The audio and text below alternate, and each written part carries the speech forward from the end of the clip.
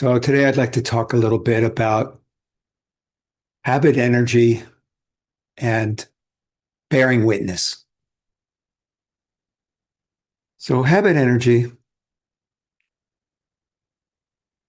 implies that we all like things to be the same. We like to have a consistent way of doing things. So we create habits. Well, quite often habits are unconscious. And habits are also a way of avoiding what it is we don't want to deal with. Because habits are having blinders on and only viewing the world the way we think it is. Now, how does that get us into trouble? Obviously, it does. Everything changes, but when we have a habit, we think that things will remain the same. So, for example, we drive to work the same way every day. So, on the ride home, we're thinking about, the office, what happened, what's going to have for dinner. And by the time we get there, we don't even know how we got there because we were in our head. Bearing witness is don't know. It's allowing for everything to change because you can't anticipate that things will remain exactly the same. So, there are natural limitations to each of our experience based on our karmic makeup. So there are natural things in the course of our lives that are limitations. When we're a child, when we're a baby and we don't know how to walk yet, we can't walk, but pretty soon we're walking. So the child, the baby at that time, can create this habit of just, oh, I'm walking, boom, bang, into the corner of the table. Ouch. You know. So what is life continuously teaching us? Pay attention, everything changes. However, we don't like that. So we keep coming back to thinking that things are going to remain the same. And as we mature, obviously we realize our bodies are not going to be the same as they were when we were 40 or 50 or whatever. So this all sounds like common sense, and it is. Yet why don't we know it? Why do we act as though everything will always be like we think it is? So when we sit, we say we're cleaning out the cobwebs, out of the corners of our mind where the light doesn't shine. And that's true. We are. Because why? Because now we're bearing witness. Oh, there's cobwebs over there. But we don't hate the cobwebs. We don't make judgments about them. We just clean them up. So there are things that we have control over that we don't even realize we have control over because we're so busy having the habit of thinking we know what we're doing. So clearly, life is constantly teaching us we don't know what we're doing unless you're just bearing witness, being a mirror, reflecting clearly. Now, this translates into compassion and wisdom. Because from the bearing witness point of view, you can see the source of pain and suffering, and you can have compassion because we're all in the same boat. We all understand that this happens to all of us. We fall into this habit energy, and our karma runs us instead of us running our karma. Our karma changes when we allow for things to change. It sounds rational and sure, why not? But why don't we? So we have the attitudes about ourselves that we've developed. These are not real, but we think they're real. And as long as we think they're real, they're going to dictate the direction our lives go. And if we're going to let the unconscious run our lives, things are going to happen that seem to be out of our control, but actually were in our control. So karma is the reflection of how we're not managing our lives.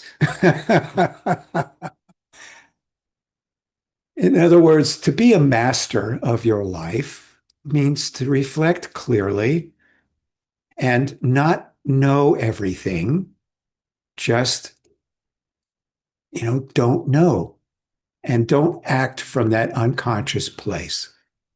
When I get home and I've driven all the way home and don't know how I got there, I think to myself, damn, good thing there wasn't a detour. Who knows where I'd be right now? I mean, no, really, it's scary. It's like, how did when you allow there's lots of things that we do unconsciously. I'm moving my hands. I'm not telling my hands to move. So there's all these different layers of experience in the phenomenal experience of who we are.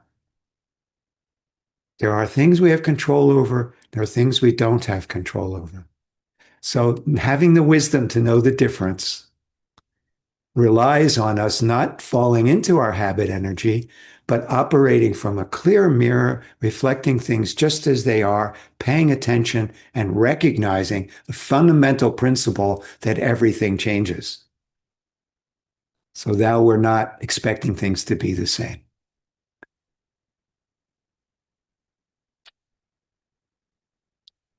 I don't know. It seems like common sense, but I know I mess up all the time. So here we are. Any comments or questions?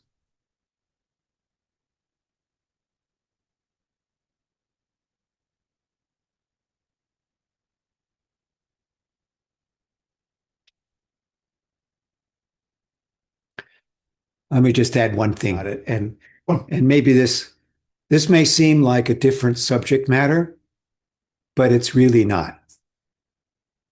How do you win a war? By not starting one. How does that apply to what we were just talking about?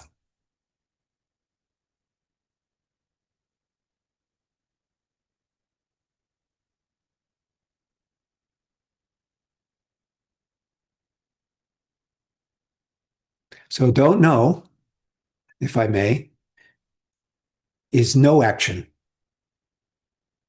Not knowing is seeing it like a mirror, totally reflecting it as it is.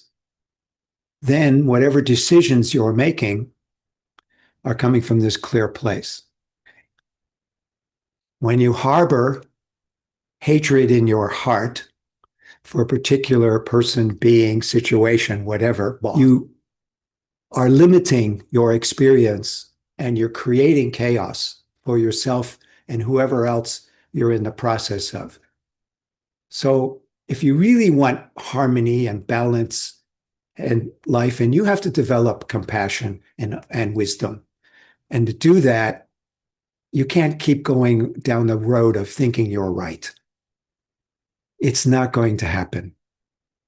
So the same old habit energy of attacking, being angry, being greedy, wanting things to be the way you want them to be. In other words, the poisons, ignorance, greed, and anger continue when you think you're right. So everything changes, allowing for everyone to be who they are, the way they are, is a difficult task. But that's what we're up against. Because ultimately, we're all the same. We all want the same thing, and we're all in the same picture. We're not in separate little worlds. We're all in this one world And this is it. Either we make it work or it doesn't. Yes. So, you know, that's all I have to say about that. Yes. You talked about habits and the don't know mind, and you brought them together. Okay. Could you say that again? Because there was a gap between the two of them, and I saw that they were Yeah. bringing them together, and the gap sort of divided it for me. So I didn't quite get the Okay. gist of there, if I even understood it correctly. Yes. So the relative and the absolute, the sun and the moon. So we have, this dualistic view that there is a right way and a wrong way. And for everything. Yeah, for everything. That's where we get stuck right there. That's where we get stuck right there, that they're thinking there's a right way and a wrong way, That's where we get stuck. and we know the right way. Yeah, because phenomena, the relative is always happening. The relative experience, everything changes. So that's always happening. From an absolute point of view, everything is connected. You can't put that into sort of the relative. However, to answer your question, they are both here at the same time. The same time. Okay. They're not separate. However, that's not something you can grasp only by experiencing it. So this comes back to our practice, clearing out those cobwebs, wisdom mind, wisdom eye, seeing things from the eagle's eye point of view, where you can penetrate really deeply. That's an experiential thing. That's not something that we can talk about. We can just point to it. The sun and the moon. Okay. Thank you, guys. Have a wonderful day. Thanks for being here.